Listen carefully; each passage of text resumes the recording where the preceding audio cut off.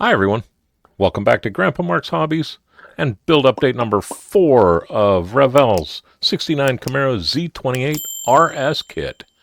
I am building this for MK Modelworks Autism Acceptance group build, and all the information for that is in the description down below, so jump in. There's more than enough time. It's going from now all the way up until October.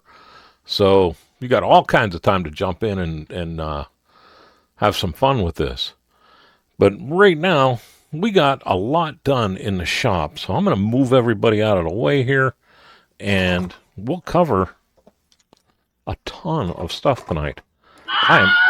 Sorry, Terry. I am really excited about how we're doing here. With everything. Everything seems to be going pretty good, but not 100%.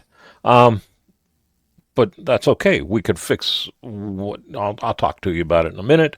First off, let's talk about this body. I will bring you down a little bit here if the phone cooperates. Remember, I painted this with no primer, just Kaleido's silver paint, and then taped everything off and used their scorched gold, and then clear or translucent red, and got my stripes looking really good. The hood's fitting up. All the chrome's on now. Well, most of the chrome's on now. And everything is ready to rock and roll. And I am happy. I use Fusion Firm for the chrome. And man, it's hard to let that sit for 3 days and not do some more stuff. I still have a lot of work to do, like in the gills, but everything else is looking pretty stinking good for me. The hood looks great. I'm going to make it pop off, but I'm going to display this. When I take it to the show, I'm going to display this probably with the hood down, which I never do, but I'm just that happy with the paint job on this. The chrome went well for me. The polishing went well. I ended up putting 2 more coats of clear over this since I think the last time we talked. And then I was able to polish that out, and you can still just barely feel the stripe in here, but it's just in the middle one. And I was afraid if I started digging in any harder that I was going to make things bad. But other than just a little bit, like right in here, the rest of it, you can't even tell that the paint is broke. It's all really smoothed out and fit well, but I was a little bit heavy-handed right here. But I did. I got the chrome on. I let this thing sit for really 4 days because I just wanted to make sure that Future Firm was down and tight. And then I used my panel liner and hit it with the panel liner. And I still got a bunch of little stuff to do, like the back end needs painted. But pretty much the body is where it's going to be. So I'm really happy with it. And again, it's just everything seemed to go okay, and nothing was bad enough to where I couldn't fix it. So that was really good. I was worried about these big ridges that I was going to get with all the different layers of paint over the silver. And what I found is the paint wasn't built up evenly across. What it did is, if this was the tape, the paint kind of swooped up just a little bit. It like pulled up on the tape, which was okay because that meant that I got this tape down there really nice. And I was able to, once everything was hardened and all that, before I put my first coat of clear on it, I took 5,000 grit sandpaper and I went this way with it and kind of broke this down to where it was all the way across, and that knocked most of this out. So it wasn't that I had so many layers on it. It was just the way the layer went up against the tape. And I first time I've ever messed around with doing a bunch of building up on a stripe before. Usually it's get it on there, get out of there. But this I had to build up 3 coats of the translucent orange or red over top of that the gold. So we have 4 coats on top, and then went from there. And if you look, and it's not anything I could do, and it didn't show up until after I was in there, but I got a scratch right here in the there you go. You can see it in the base coat, and I didn't even notice it until I was in there polishing. After I got everything else on there, I did know I had one right here, but it pretty much polished out. But that one I didn't know it, so I didn't get rid of it. But hey, what are you going to do? Nothing is perfect. I'll take it. It's awesome. The panel liner went on here real good. I've noticed a kudos to Kaleido that Tamiya's panel liner works awesome on Kaleido's clear. It does really well on the paints, but it seems like it really, really does good on the clear. It runs really nice. I always have 900 Q-tips laying around. I use 2 of them, and that was just, where you bring the little brush in and it leaves a little circle, and I take that Q-tip and I rotate it as I roll down across it, and that takes it right off the paint. And man, doesn't that look nice now? The chrome, I was surprised at how much the chrome jumps out over that silver. It really did. I'm expecting it to look chrome, but it really jumped out more than I expected. So there's the body. Didn't have to do anything but polish this, and they polished up. Everything polished up really well. You can see how many bulbs are in my fluorescent lights. So I'm happy with that. The hood, I started to paint. I'm going to leave this to silver, and you can see the red in there. I don't know how that tinted on the inside. It must have came back this way when I painted it. But I'm going to leave that because I still have the plastic piece to go here. Like I said, I'm going to show this closed anyhow, but I still want to paint the foam in there and make it look good. So that's just a base coat so far of my folk art black. I will hit that again with the grays and things like that and just stipple them in to give it that fiber in the foam look that the insulation had. But man, yeah, I'm super tickled with that. Another thing, I did drill the holes out for my heater core, and then I realized when I put this thing up, that heater core is going to be behind my valve cover. So I'm going to have to put the heater hoses in the back first, glue them into here, and then just kind of push them out of the way. And then when I put this down and onto the body, I'll pull them up through the hood, where the hood will go, and then get everything locked in, and then I'll just run them around and where they go. So they are drilled here, so I do have a little fudge room.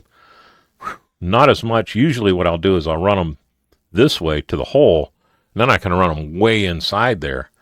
But I'm kind of tight now. But it is what it is. I can deal with that, no problem. The engine went awesome. Thank you everybody that told me, hey idiot, you got a 6-cylinder distributor on an 8-cylinder engine. I was wondering why I was having a heck of a time getting it timed up, but we corrected that. We got the 8-cylinder wired up now. You can look and follow. It is the proper wiring order, so it's just as easy to do it than to not follow the wiring order. So I did that. We talked about my fuel lines and linkages and everything.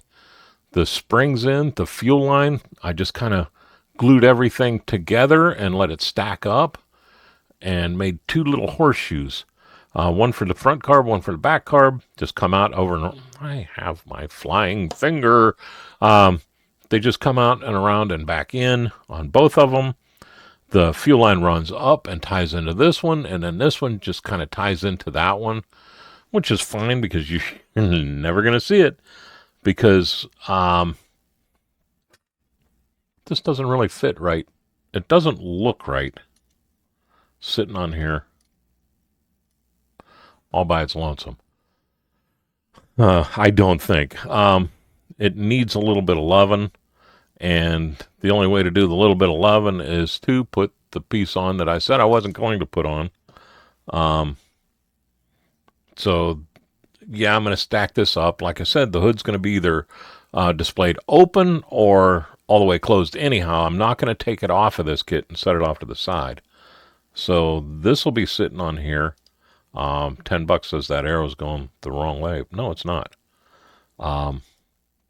But that'll lay in there. I've had it on. It does lay in there nice. And then the air filter over top of it. And it hides 99% of the work. But you can still look across where the hood's open and see all that. So I'm fine with that. I mean, I know it's there. You all know it's there now.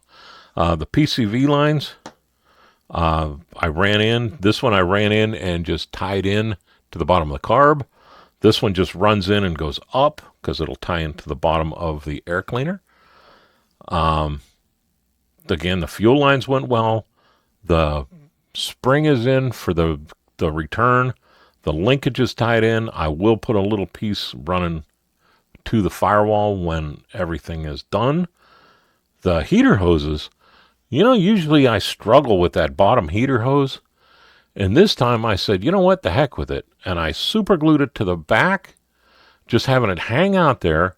I put the radiator up, and then before the super glue was dry, I pulled it forward and put it into the hole. And that worked out really well for me. So the bottom radiator's in, the top's in. I scratched it. I'll fix that. That's all part of the fun. The steering box is in. The battery still needs to be dealt with. The radiator, I wish it wasn't as hidden as it is, because there's a lot of nice detail in there. But what are you going to do? Let's flip this thing over. Hey, look, what I did remember, though, is the drive shaft. And I got away with it because I was able to go above the differential into the hole and then drop it down. Because I did forget again. You think I'd have a checklist by now. Underneath, I'll set this down and I'm going to back you out. And we'll use the flying finger here. The front's just straight up stock. I didn't weather this. This is going to be my show car, which is super rare for me because I always say you even have to drive a show car, but this one's getting trailered. So I didn't do any of the dry brushing or anything, and it still shows up really nice with this Kaleido matte. I have a little tiny scratch there that I did myself, but other than that, this all went on really well.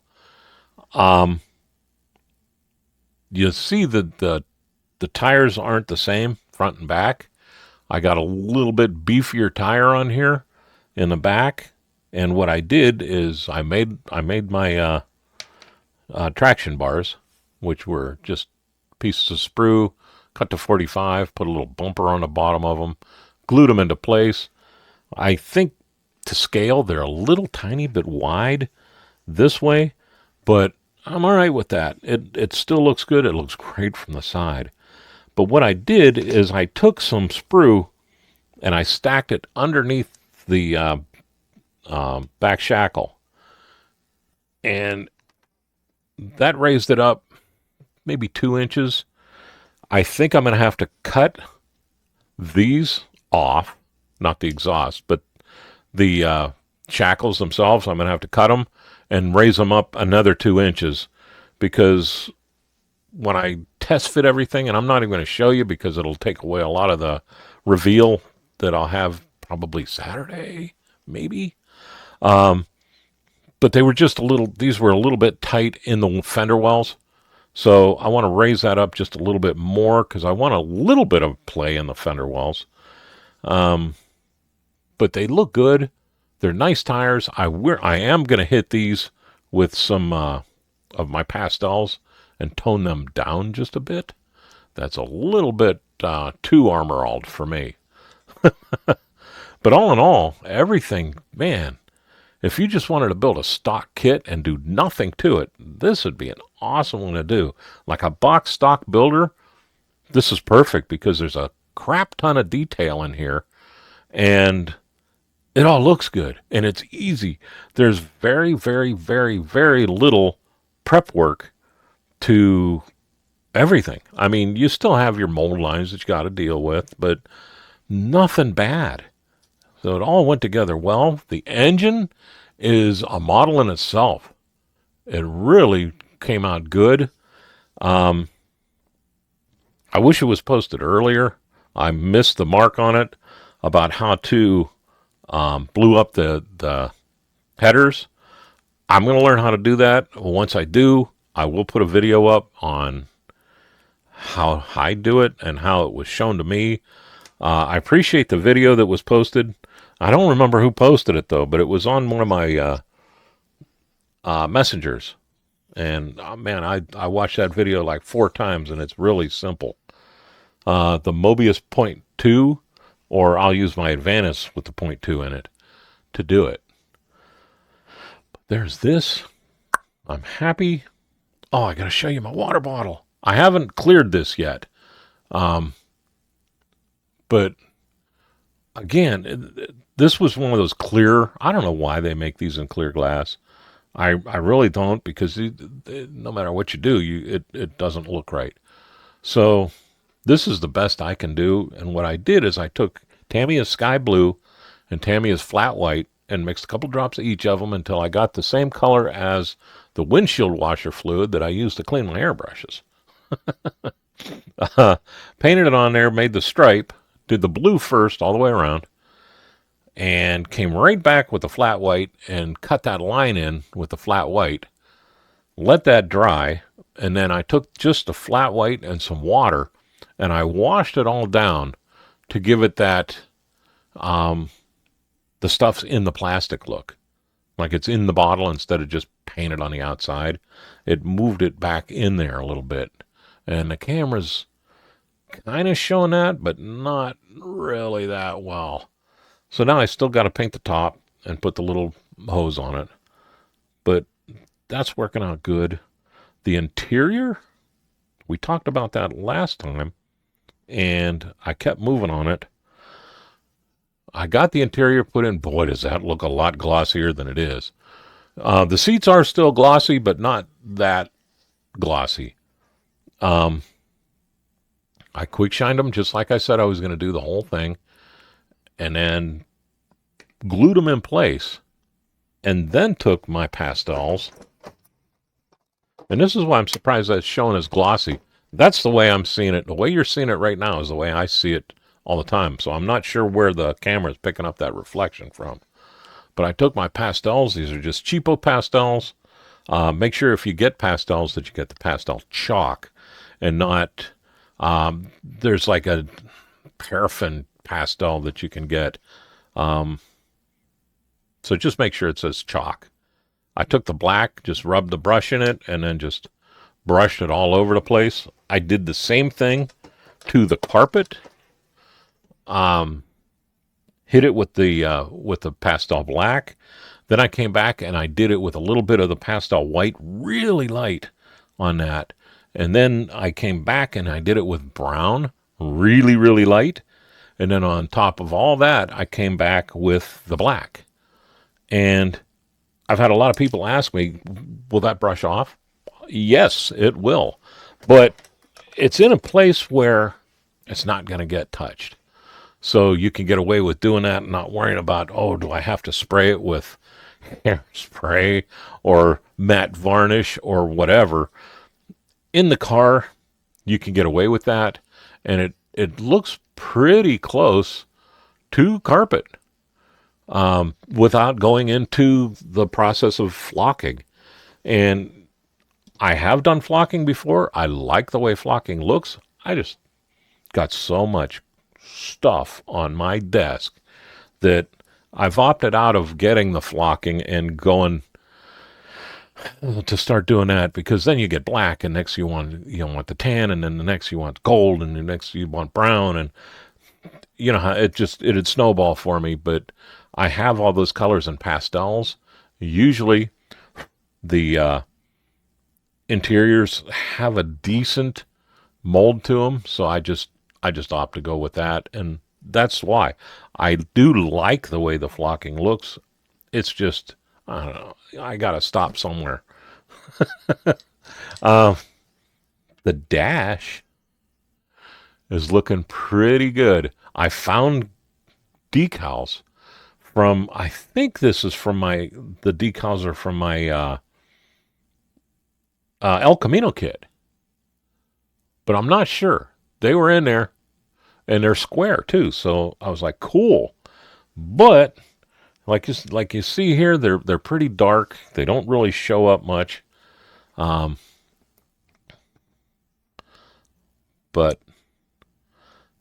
they will when the LED's on them. So I'm going to have them lit. I will tone it down just a smidge, so they're not that crazy bright that they are right now. But check it out. You can actually see the gauges in here. And I don't know where I put them, because I was going to put them in here. I looked for probably a half an hour, but I had aviation decals, and I so wanted to put artificial horizon on here and light it just to be funny. But I didn't. I'm not going to light the clock. It's just pushing it. But these two will look good. And as we're talking about lights, let me pause you just for a second. Once I started messing with the lights, it's just a progression of what's next. The headlights on the front, and this is why I opted for this. I was thinking about doing the other grill with the doors that cover over, and then opening the slots up or opening the whole door up and making it that way. I have another build that I'm going to do that too. So this one I wanted to use this because I really like this grill. I'm happy with it. It looks really good. They even look good while they're off. But they're nice and bright.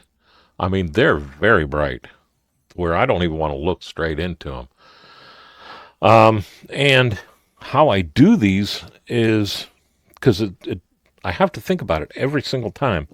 On the chrome bezel, when you go to drill these in, drill them in offset from center and go in. And then take the LED with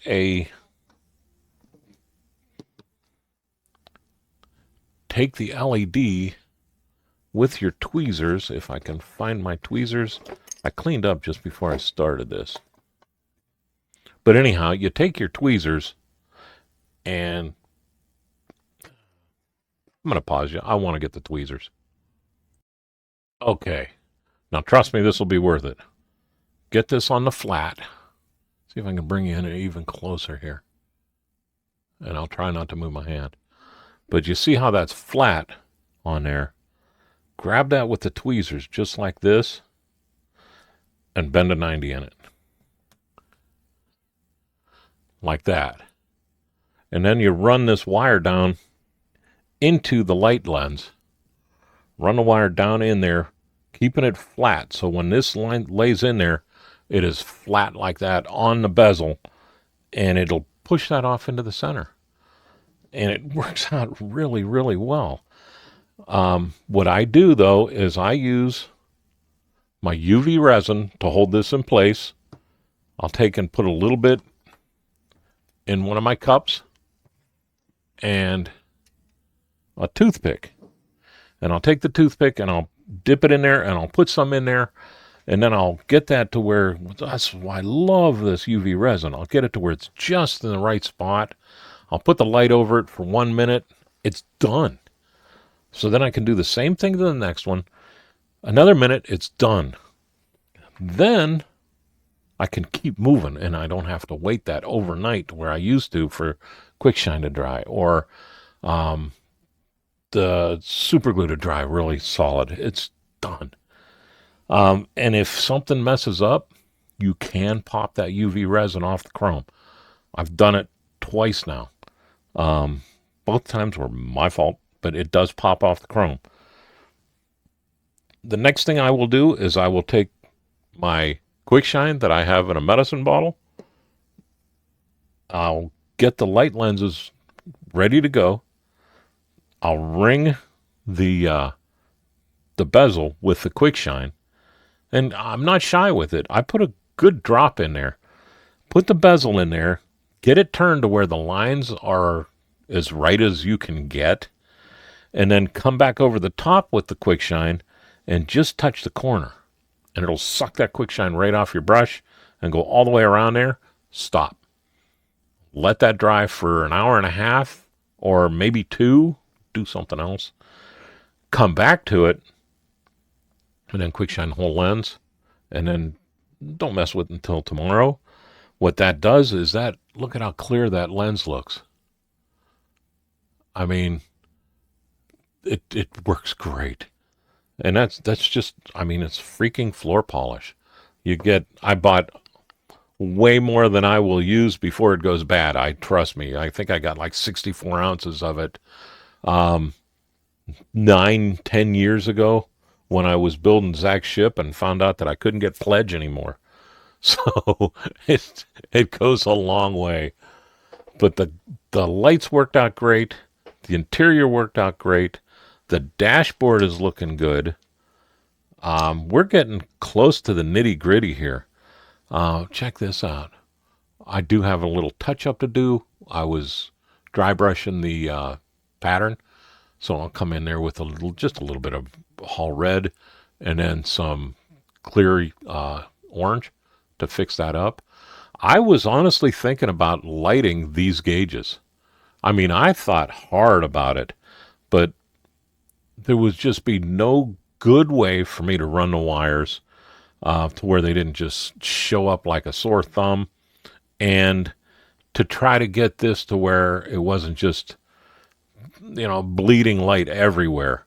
So, yeah, it would have been really cool, but you have to take your losses. I talk about the light bleed. As you see on the back of this, I painted the whole back except for where the gauges are with silver. And the gauges, geez, I didn't even tell you. What I did is the gauges they were really nice. They didn't need to be decaled. But since I wanted to do light, I had to drill a hole through there, right through the gauges, took all the gauges, much of the gauge out as I could, and then put a piece of tape across the back here, and then came up here with UV resin, and I got the UV resin in there and had to really watch that I didn't make a dome out of it. So I got it in there, and then I actually took one of those little tiny Q-tip things I have, and took some of it away until it was flat. You don't want it to go, down or up. You want it to just be flat, and it'll lay there. Mess around with the toothpick a little bit, and what's cool is you have time to do it. It'll lay there flat, and then you hit it when it's all set. You hit it with the light, and you're done. Throw the decals on. I didn't wait 2 seconds for those decals to go on.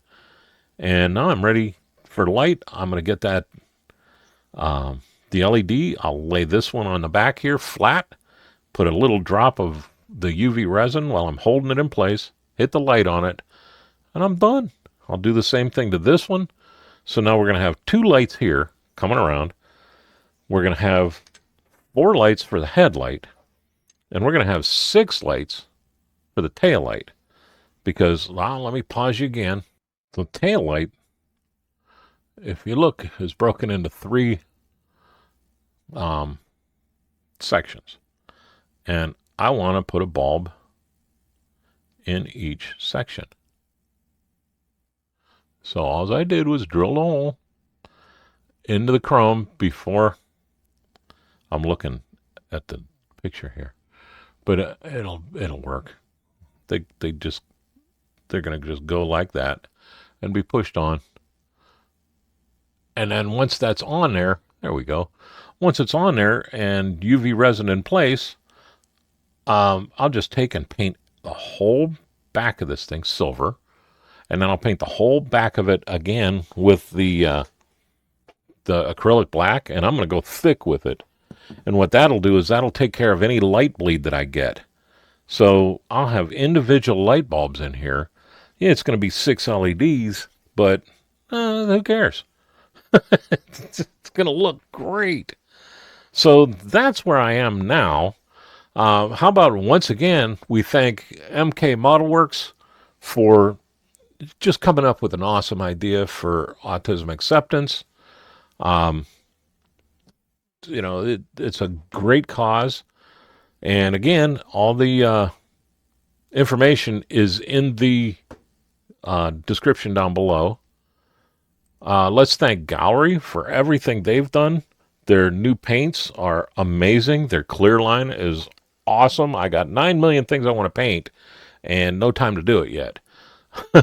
If you want to get something from Gallery, Grandpa Mark will get you 10% off everything you get, including sales.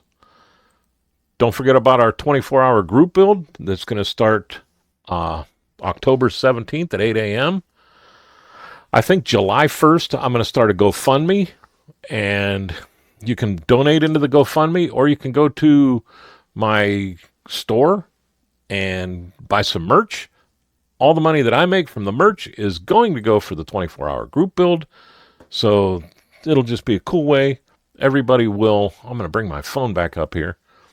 Everybody will be able to have something cool. I was drinking pop and made a mess here. But have a cool, this is a nice mug too, by the way. Have some cool Grandpa Mark merch. So let's thank our veterans, our first responders, and our active duty people for putting it on the line every single day. I salute each and every one of you, and thank you very much. And with that, I'm going to get back to this. I got a lot of lights to do. I want to try to get this thing done by this weekend. So look either Saturday or Sunday for the next update. Thank you very much for everybody for all your kind words and comments. And I will see you next Saturday. Y'all have a great day, a better tomorrow, and thank you very much for watching.